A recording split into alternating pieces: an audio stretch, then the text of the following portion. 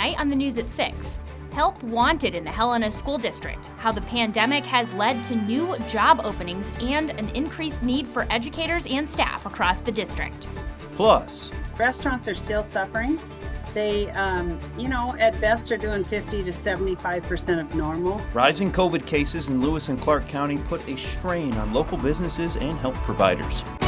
From Montana's news leader, this is MTN News at 6. Everyone, and welcome to the news at 6. I'm Andy Curtis. And I'm Marian Davidson. Thanks for joining us this evening.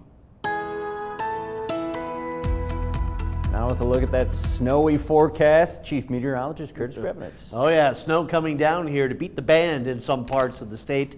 Take a look at Rogers Pass. That is slick, and some parts of the state were above the freezing point early on, meaning that the snow melted initially when it hit the roads, and things are icing up here. Some good snow out around the Glasgow area, some snow off of the Rocky Mountain front down Interstate 15, and finally just moved into the Helena area here in the last hour or so. Just about the entire state, with the exception of Beaverhead County, under either a winter storm warning or a winter weather advisory. This is for tonight into tomorrow. This, a winter storm watch, is for Friday night, and Saturday. And I do believe that more of Montana will be expanded to include a winter storm, either watch or warning, as that storm means business Friday into Saturday. So tonight, it's pretty bad out there. This is just the appetizer, as the main course is coming in Friday night, and Saturday. With the snow, temperatures will be about 40 to 45 degrees below normal. Record cold likely here this weekend. You might be saying shiver me timbers at times, especially next weekend with Halloween. And warm up is on the way. I'll let you know when October will get back to normal. That's coming up.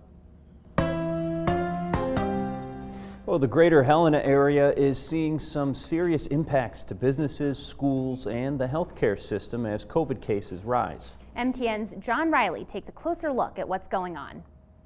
Lewis and Clark County has seen a significant rise in COVID cases in recent weeks. There are more than 450 active cases as of Wednesday, which is currently higher than Gallatin County.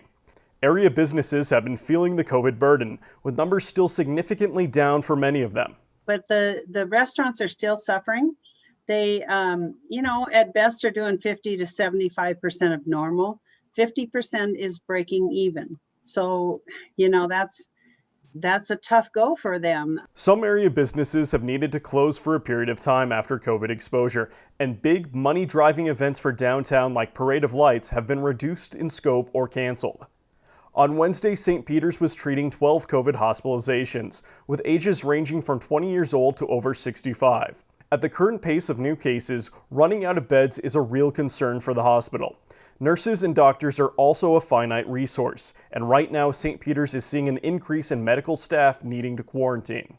It's inevitable that these active cases in Lewis and Clark County have our employees as family members and friends and contacts. And so we're seeing that every day, people that have to be quarantined and isolated for 2 weeks. And that makes it very challenging for us to keep going and keep everything open fully for this community and fulfill our obligations to keep everybody safe and well. Dr. Harkins believes one of the big reasons for increased cases in the community is people are tired of COVID and have become lenient in following guidelines. She warns that unless things change, unless people are more diligent about wearing a mask, there will be dire consequences. We know that light is at the end of the tunnel. This is not a forever thing, but we need to save as many lives as we can between now and then, not just COVID lives, but heart attacks, strokes, complications from diabetes, kidney disease, liver disease. Those are all patients that need care right now too. And the staffing constraints that we have will affect them just as much. Well, Montana saw another jump in COVID-19 cases today with 624 new cases reported. That brings the state total to more than 25,000 cases, and more than 8,700 of those are active cases. Currently, there are 360 people hospitalized due to the virus.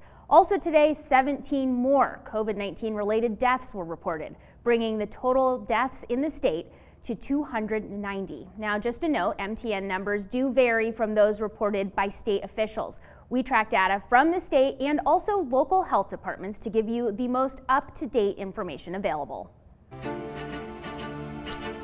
Well, we're halfway through the fall semester, but Helena Public Schools still have over 20 in-demand positions available. The pandemic has changed the amount of employees needed within the schools, and HPS is working fast to hire more people. MTN's Alexia Guayo reports. Helena Public Schools says if you ever wanted to work within education, now is the time. Anybody entertaining the idea of working in education, this is the year to do it and give it a test run and see if that really is, your mission and calling for a professional career change, because we have a lot of positions available to explore, and we'd be happy to explore that with them. HPS has over 20 open positions to explore. 20 may not seem like a lot, but Helena Public Schools have already hired an additional 200 employees to help within the schools. Traditionally, Stacy explains they would hire about 40 employees for a school year. The pandemic has added new challenges for the district. And the pandemic has created a bit of a dynamic for us in that we have employees who need to work remotely. They have medical accommodations. And instead of giving them a leave of absence, we've chosen to keep them job connected. And in order to do that, we still need that on-site supervision for students in the classroom. So we have had an uptick in need for employees across the board. The across-the-board hiring also includes custodians and substitutes to help back up current employees. People who would normally sub for us are not able to sub, or they've become ill, or, and our staff will obviously become ill as we move through this period of time. So we need to have some backups really to help us, keep school moving forward. As of Wednesday, Helena Public Schools has at least 23 positions available. They do expect that number to go up in the spring. In Helena, I'm Alexi Guayo, MTN News.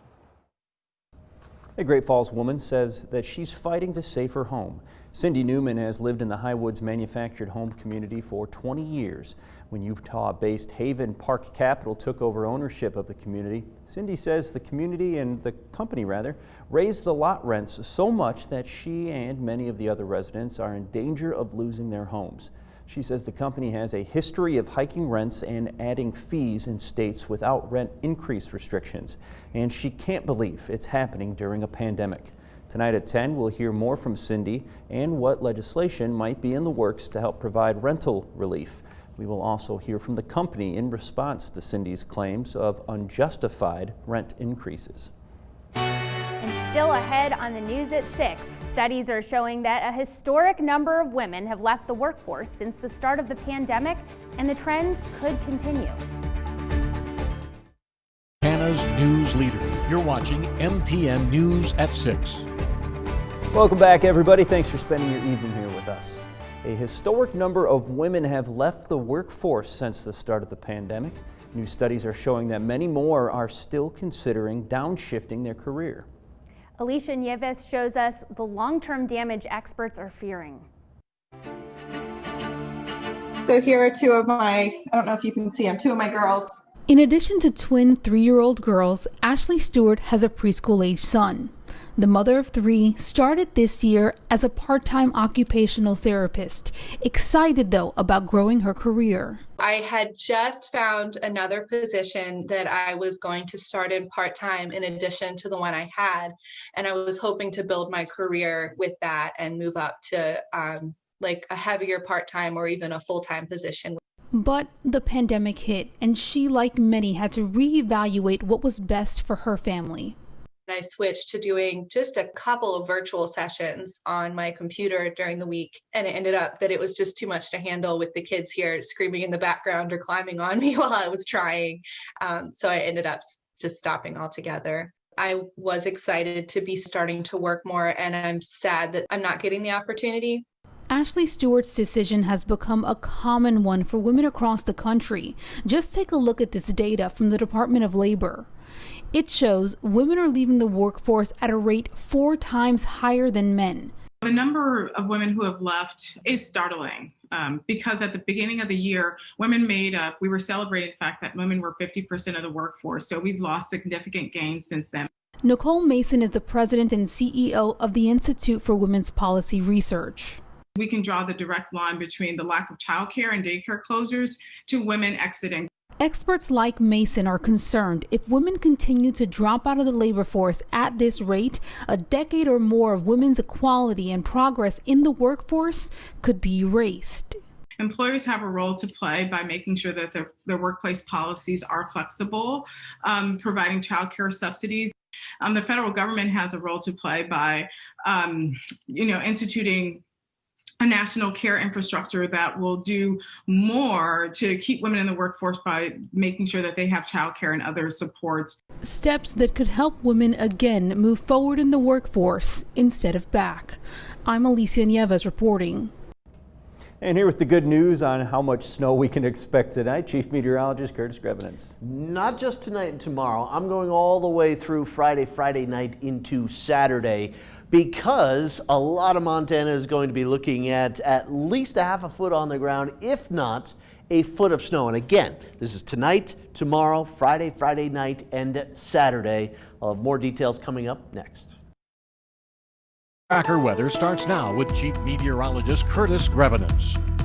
All right, welcome back, everybody. Let's take a little tour around the state, shall we? Up in the northeast part of Montana on the Highline, Saco. Look at that road condition there. Not the best. Monarch Canyon, the visibility improving somewhat, but the snow is coming down. Pendroy off the Rocky Mountain front.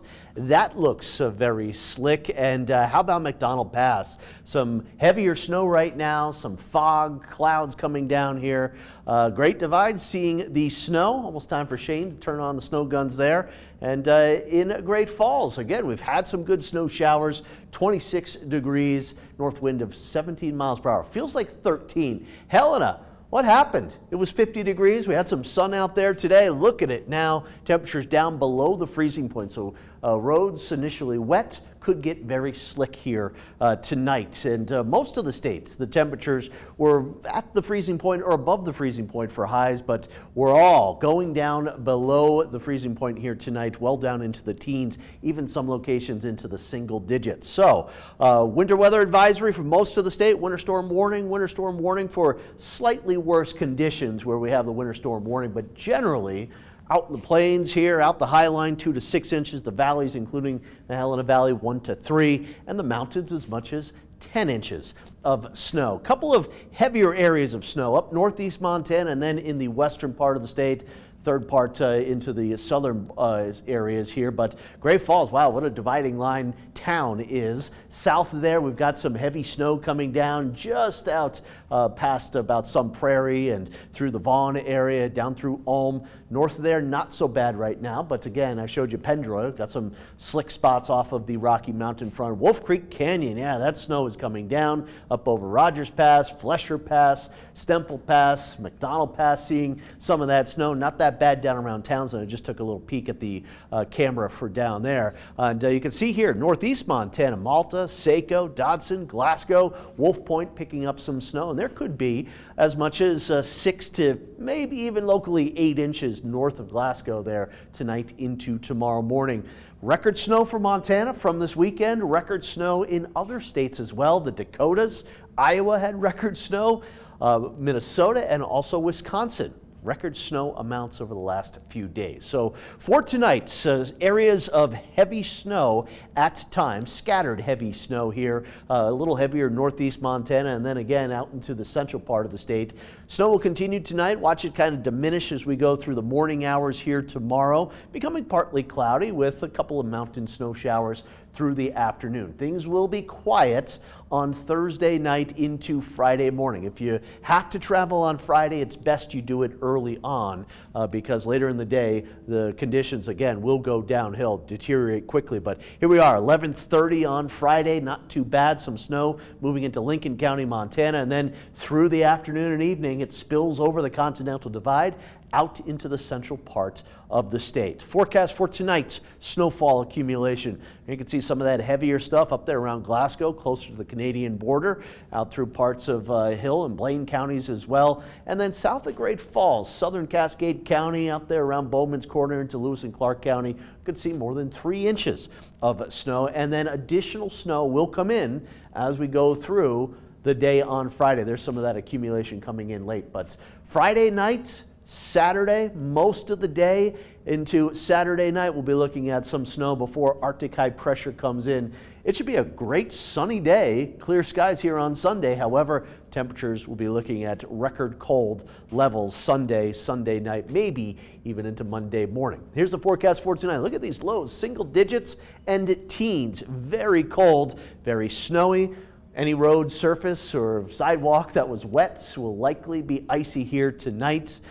So please use some caution if you're traveling tonight, tomorrow morning. Tomorrow, a little snow early on, moving out. Highs only in the teens and the 20s to maybe 30 degrees in Helena. A little warmer west of the Continental Divide out around Missoula and Kalispell. Friday starts out okay, does not end that way as snow continues to increase through Friday afternoon and Friday evening. Travel will really go downhill again Friday evening. Saturday, most of the state waking up to snow coming down, snow tapering off late in the day here. And look at these highs, 12 for the high temperature in Great Falls. We should be in the mid to upper 50s for the average high. And then heading into Sunday, Arctic high pressure moves in, mainly clear skies, mainly cold with temperatures highs of only into the teens. So for Helena, a little snow out there tonight into tomorrow morning, maybe a couple inches. Friday night into Saturday, more than a couple inches. How about Saturday night and Sunday night, dropping below 0. Slow warm up for the valley locations next week. And for Great Falls, slick tonight, tomorrow. Some heavy snow coming through Friday night into Saturday, well below 0 Saturday night, and then a Chinook wind should push temperatures up into the 40s to near 50 next week. Still ahead, what do a tick, coyote, and mountain lion have in common? We'll tell you after the break. From Montana's news leader, you're watching MTN News at 6. Welcome back to the news at 6. How can a coyote, mountain lion, and tick impact human health? Our wildlife correspondent Tanner Saul tells us how all these animals are connected.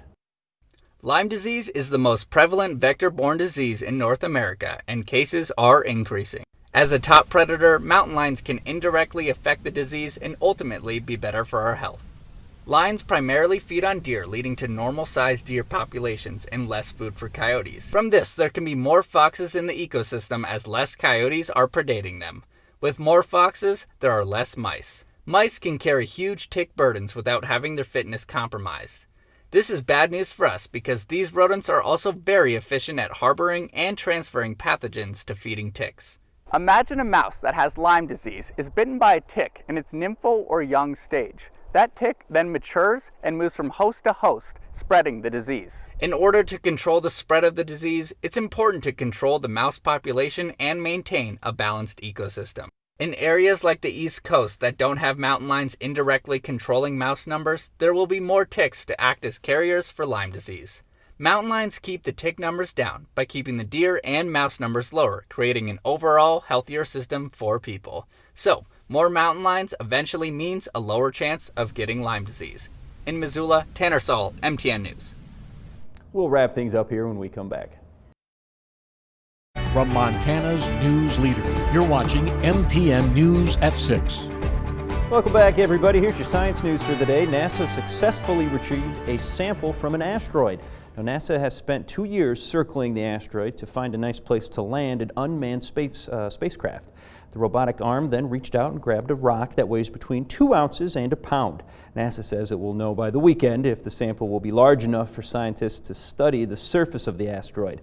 If it's not, well, then the spacecraft will have one more chance to land on the asteroid in January. Otherwise, the craft will begin its 2 million-mile journey home. All right, and that does it for the news at 6. Thanks for watching. We'll catch you back here at 10.